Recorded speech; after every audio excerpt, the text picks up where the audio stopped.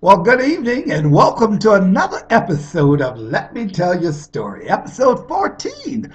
Thank you so much for tuning in. And as always, thank you to those talented writers who continue to submit their stories to Let Me Tell You a Story at hotmail.com. And of course, thank you to you viewers who continue to tune in each week. Thank you so much. I really do appreciate the support.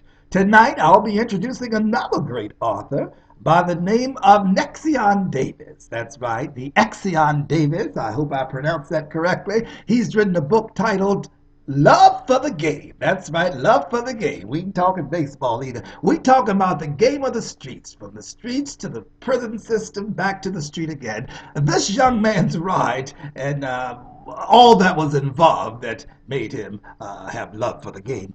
Now, of course, I'll be introducing chapter 1 of this book tonight, just a sample. And if you decide you'd like to learn more about love for the game, then contact Nexion Davis on his Facebook page, and he'll tell you where to pick up his book. Again, tonight's read is Nexion Davis's book, Love for the Game. Here's a sample of chapter number 1. I guess that I was about 10 years old when I got blessed into the set. I had a reputation for being able to hold my own. Funny thing about it was, I didn't know that I had the reputation. Didn't care too much about having one either. I was young, dumb, and just loved to fight. What happened to get me the notoriety was that some cats in the hood saw this little run of a scrapper take down some kid twice his size. I don't remember what it was for, but at the time I remember everybody that wanted to jump on me. The little kid. For some reason they had it in their heads that I was a punk. Everybody had to find out, because for the longest time I stayed to myself. I only spoke when I had something to say, and I stayed out of business that didn't have anything to do with me.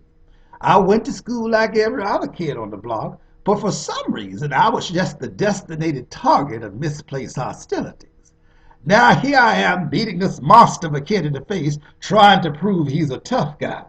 Eventually, somebody broke it up. I think it was one of those brothers. He didn't really say anything, and nobody asked what the fight was about. They just liked his style. Unnatural, I heard them say, naturally violent. At the time, I didn't know what it meant, nor did I care. I just knew that this established my reputation as one of the baddest on my block, and the other scrubs feared and respected me because of it. Who'd have known these the things were coming my way? A few days later, on my home to the crib from somewhere, I noticed this van followed me. I wasn't sure who it was, but I had my guard up. I figured maybe it was somebody from the shop I'd just left. Not only was I a hell of a street fighter, I also had a penchant for borrowing things from established places with no thought of returning them. Now, you politically correct folks would more than likely utilize the term stole or stealing in your explanation, but I like my terminology better. The van pulled up beside me. I noticed the passengers giving me a hard as hell look on the ride by. I didn't think anything of it. Drive-bys in that time wasn't a common thing in those days. I watched the van as it hit the corner, and I made a right, only to come up behind me once again, only this time it was rolling a little slower. As they crept by me the second time, I got a real good look at them, as well as they getting a real good look at me. I recognized them from the fight the other day, Fats and GT. They were known around the hood for their own set of exploits. It was rumored that Fats was like a hitman, but no one could ever say for sure. GT was a straight hood, foul-mouthed, hardcore, in-your-face type brother who didn't give two shakes on you or your family. I heard he was just flat-out crazy like that, a real people person. Like I said before, they were both at the fight the other day, so I'm figuring that even though they broke it up, maybe the kid was related to one of them and they wanted to get some payback. Whatever's whatever. Now, these same guys rolled up on me and blew the horn like I was supposed to stop. Me being me, I kept on walking like I didn't see them. They paused for a minute and then they sped up on me and blew the horn again. I stopped, looked around, and grabbed this tree branch from the last storm we had, whipped it around, dropping my bag, ready for whatever. They were going to get me, and damn it, I ain't going out like no punk. I like this little bro here, hollered GT as the van came to a stop. This young buck got a lot of heart in him.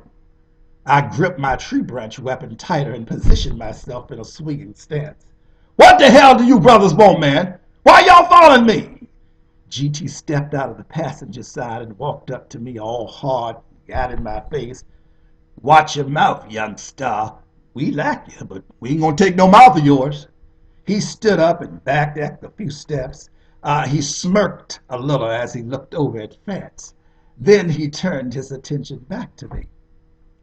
We've been seeing you knocking these little bastards around like they ain't shit, and so what? You want to take a shot too? Bats got out of the driver's side laughing his behind off.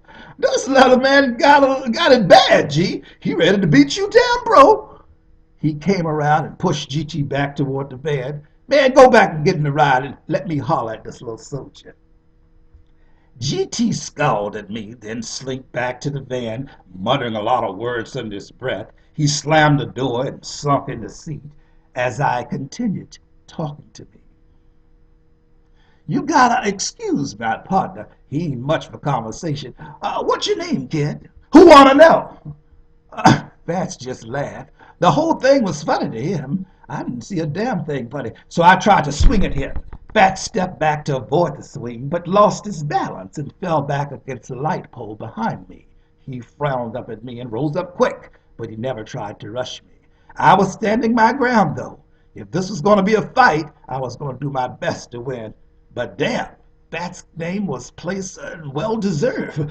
Fast for his size was one fat son of a gun. Before I could blink, he had both of my hands and arms wrapped around me so I couldn't move. Not trying to hurt me, I guess, just to restrain me. I hated that. Nobody had ever done that before. Slow your roll, soldier. We didn't come here for all this. It's just that somebody wants to meet you. Offer you a little something. Somebody? Somebody like who? And what do they want from me? James. James T. He wants you to come by his place, that's all. He heard about your skills, and he wants to holler at you a minute. I froze in mid-struggle. Everybody knew James T. was the baddest MF on the block. Even the police didn't mess with him. I heard all these folks say how he hooked them up and looked out for them, but I also how mean and dirty he was, but in doing so cost a bitch of a price. You know, them late night parties grown folks had when we were supposed to be asleep. Well, me, I was always in there somewhere picking up everything about the game and the streets and the hustle, all until my moms caught me and beat my little black behind all the way back to my room. The whole thing had me drawn in, though. I didn't know anything else. Never saw anything else. I guess my path was already destined for me at that point. Love for the game.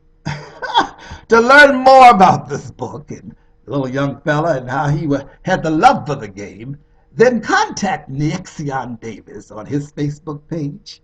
That's Nexion Davis, love for the game. Of course, you got a story you need to tell, then send me the first chapter to Let Me Tell Your Story at hotmail.com. I'm Bavali Bernstein. Thank you, as always, for continuing to tune in to Let Me Tell Your Story. Give a little shout out to Senseful Eve. Thank you so much for your support. I'll see you all next Saturday night, same time, same place, for another episode of Let Me Tell Your Story. I'm Bavali Bernstein.